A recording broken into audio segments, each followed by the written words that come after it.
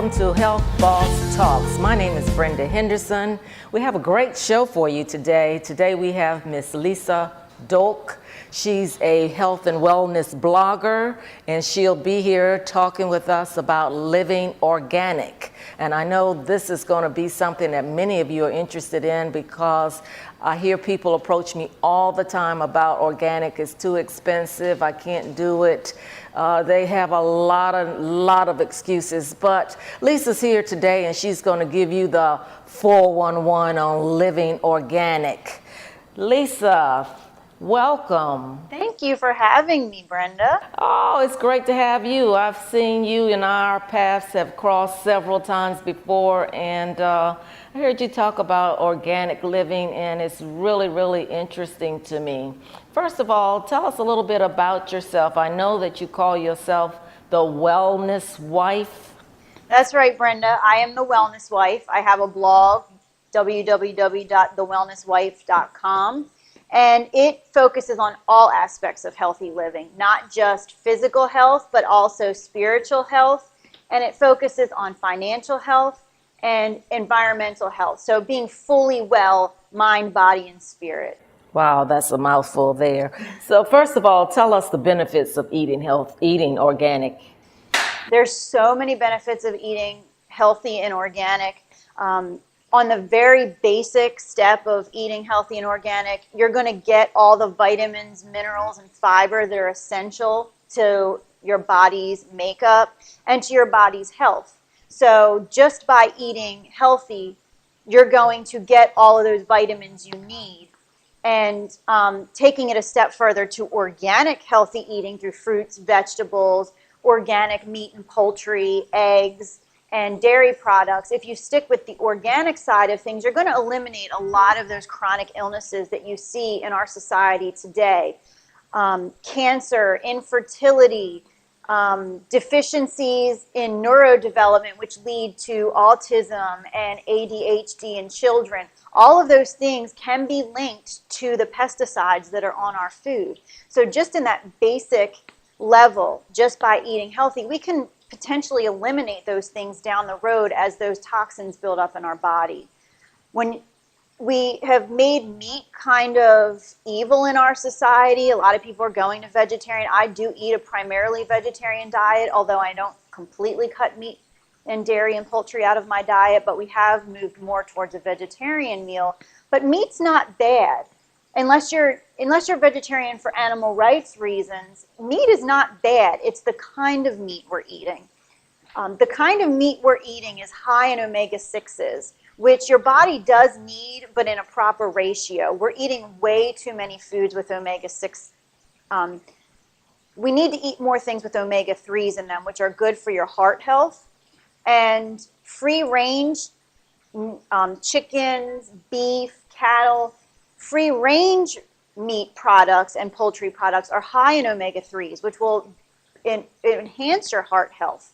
So in a pre-industrial society, they were eating a ratio of maybe four omega-6s to 1 omega-3. Now we're eating about 25 omega-6s to 1 omega-3. And that's really throwing our bodies out of whack and causing all kinds of inflammation disorders like obesity, diabetes, chronic fatigue syndrome, irritable bowel syndromes, cancer.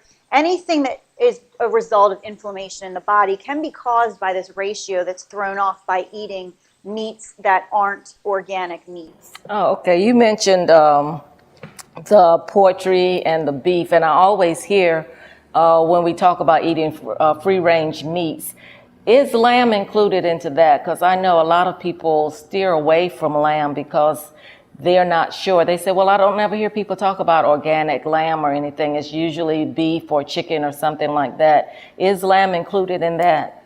You know, I don't do a lot of research with lamb, but my thought would be generally lamb isn't as popular, so it's not going to be raised on these feedlots where there's tons and tons of cattle in a cooped up area where they don't have enough room to graze and they have to be given hormones and antibiotics to ward off diseases because of the close contamination. A lot of lamb, as far as I understand, would be grown on smaller farms where they have some more room to graze. So it probably wouldn't be as big of an issue, but I can't say that I've really done a lot of research into lamb. Okay. How can we eat organic on a budget? A lot of times I tell people in some of the seminars and things that I go to and I teach about eating organically, and they say, I just can't afford it.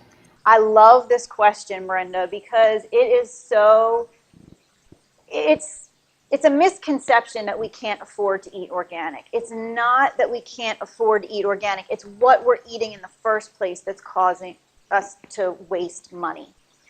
The processed food market is making us overweight and poor. The low-fat, low-calorie generation, where we were taught to eat low-carb, low-fat, low-calorie, that if it's a 100-calorie cookie, then it's okay because it's only 100 calories. It's still a cookie. If we eliminate those kind of things from our diet and then replace them with organic foods, we will then have the replacement money we can use to spend that little bit of extra money on organics. Because I'm not going to lie to you, organic apples are going to cost a little bit more than conventional apples. Organic beef is going to cost a little bit more than regularly raised beef. But the difference is changing your lifestyle.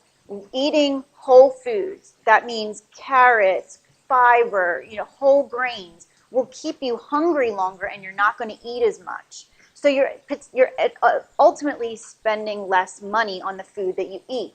Just a few basic comparisons that I do, and I've put things like this up on my blog. When I talk to people about this topic, I do these ratios. For instance, somebody's breakfast, 2 Eggo waffles is going to cost them about 60 cents. A breakfast of 1 organic egg and a slice of whole wheat toast, a good quality whole wheat toast that doesn't have any preservatives in it, is 53 cents. So you're actually saving 7 cents to eat the healthier meal. A salad of chopped organic romaine with a little bit of leftover beans or chicken from the night before's dinner and a little bit of healthy balsamic vinaigrette, because many of the dressings that you get off the shelf are not healthy, so that you have to look for healthy ones, will cost you about $1.38. If you have the typical sandwich with some chips or crackers on the side with a soda, that's going to cost you upwards into $2. So again, you're saving money. Anytime you use leftovers, that's like free money, because if you don't eat the leftovers, you're just going to throw them out, so that's a waste of money. For dinner, a big tip for eating healthy and organic on a budget is to go meatless a couple nights. Whole grains like farro, spelt, barley, whole grain pasta, they double and triple in size. So if you're buying a pound of quinoa or a pound of whole wheat pasta, you're going to get like 7 or 8 cups out of it.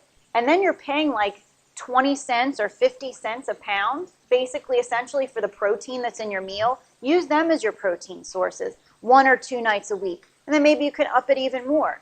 The extra money you get from spending 20 cents a pound or 50 cents a pound on your protein source, put that in to a organic beef for the next night's dinner. Because really, beef is expensive anyway. You're only spending an extra $1 or $2 to get organic beef or chicken. So that's where the savings can come from.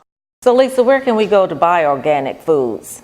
Well, if you go to my blog, www.thewellnesswife.com, I periodically recommend different places where people can shop healthy. I suggest kind of methods to shop healthy and potential shopping lists, potential online shopping lists. There's even places where you can get $10 towards your first purchase at certain websites that I endorse on my blog.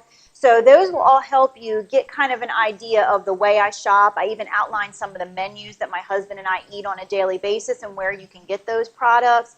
And that will really help people get a start. Sometimes I even provide links on my blog from the website or the articles that I write directly to the product, so you can have an ease of shopping. But basically, I try to do that because I know that people are shopping healthy on a budget. Everybody has a budget these days. So I try to give And I try to give advice on my blog as to how people can do that. Oh, okay. Now we've talked about eating organically. How are other ways that we can live organically? That's another great question, because I'm a big proponent of organic beauty products, because as much as we don't like the hormones and the toxins and the pesticides in our food, we also absorb a lot of toxin through our skin. And they say that women put on 165 different ingredients on their body on a daily basis. And men are not out of this either. They put about 85. And that's from the Environmental Working Group, which is a nonprofit agency that monitors all of this kind of stuff. And and so we have to really be cognizant of what we put on our skin. So definitely make your own beauty products. Find a product you like. Read the ingredients. Then also, I'm a big proponent of minimalism. Just getting the stuff out of your life. It lessens your finances. It creates less stress in your life. There's less stuff in your house, so you feel more comfortable. There's more space. And then on an organic level, it takes natural resources to make those products that we overbuy, and then eventually they're going to end up in a landfill. So that's a very organic way of living that kind of gives you a good feeling about yourself, and then also helps the environment as well. And just get outside, enjoy nature, take a walk, just get some fresh air, and just enjoy living organically. Take a walk, plant a native plant garden. I've tried to start doing that, is try to plant more native plants in my garden to see if it brings back wildlife, if it, helps the ecosystem. So just those little things, decluttering, and trying to get the toxins out of your life, really help you focus and just get a well-rounded wellness aspect about yourself. And don't leave out cleaning agents. Oh, absolutely, yes. They are so we don't even realize we're cleaning our house, but we're actually in some ways making it worse at the same time. Ammonias and bleaches can create an actually combustible mix when you use them together. So if you're cleaning your bathroom, you could potentially pass out.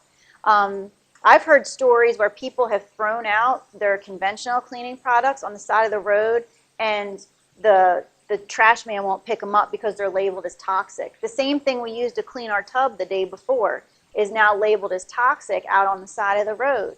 So I really strongly believe in cleaning with vinegar, baking soda, companies that sell more natural products, and I really am a big proponent of that. Oh, okay. Could you give us maybe 3 things that you want us to remember about living organic? It can be done on a budget.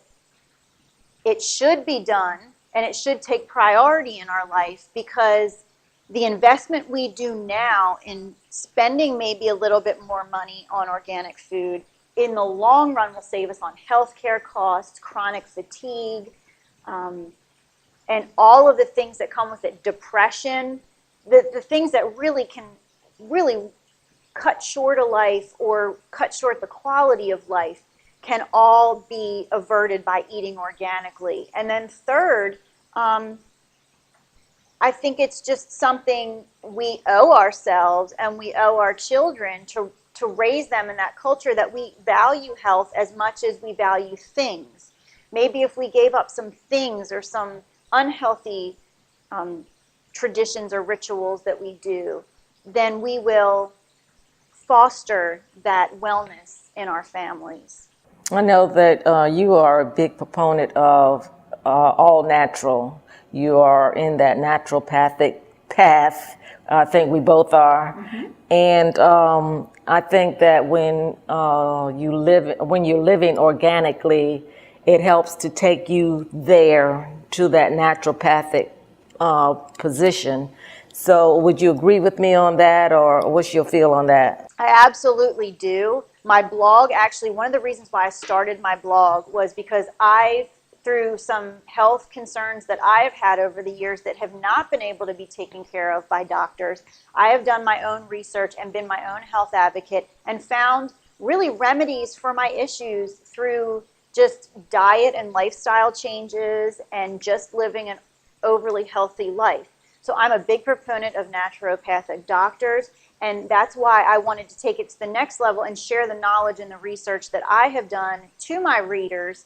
And I also support local business by letting them advertise, and so I can connect my readers to resources in the Hampton Roads area that they can go to, like naturopathic doctors and yoga practitioners and things like that. Different people that have different skill sets that we don't even know they exist that can help us live a greener, cleaner, more organic lifestyle. Now, recently you developed kind of like a little group of some sort Yes. of naturopathic practices and people. Tell us a little bit about that. Sure.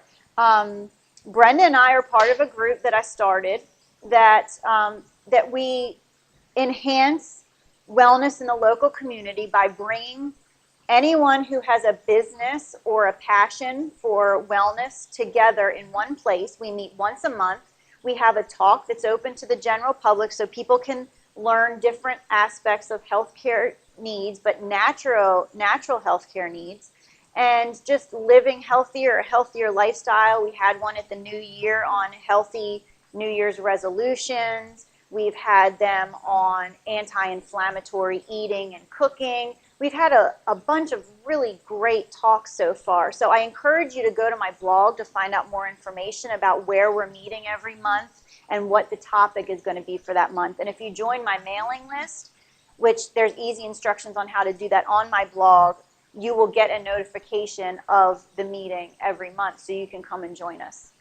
Wow. Well, Lisa, thank you for sharing this information. I know that many times when I'm out in the community, the subject of living organic comes up all the time, and people tend to shy away from it for various reasons. The first thing, thinking that it is so expensive to live organically, and we tend to talk more about the eating aspect of it versus the environmental part of it, but if we keep putting the word out there, more and more people will get the message and get educated. One of the things I say about our show, we have it here to educate and to motivate. And I do hope that some of the information that you shared with us today, and it was valuable information, that it will help motivate and educate some of the listeners out there. So again, I want to say thank you for being with us today to talk about living organic. Well, thank you for what you do, and thank you for letting me share that information. You're welcome.